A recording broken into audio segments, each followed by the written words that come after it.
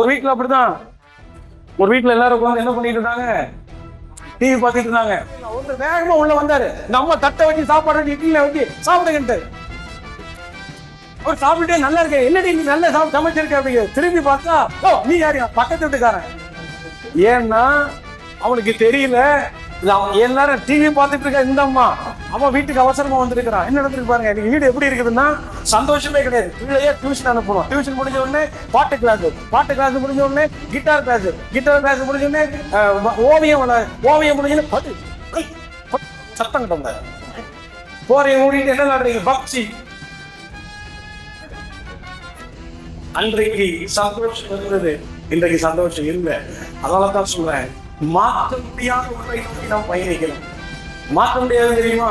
நீங்கள் செய்கிற இந்த உதவி தர்மங்கள் உங்கள் பெயரில் இறைவன் மாற்றாக எழுதி வைத்திருக்கிறார்.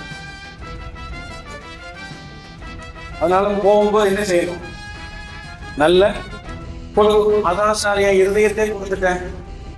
ஒரு பிள்ளைகிட்ட பேசுற காலேஜ்ல, ஏமா கொடுத்துட்டேன் சார், கொடுத்துட்டேன். நான் யார்கிட்ட கொடுத்தேன், இந்த கொடுத்தேன்,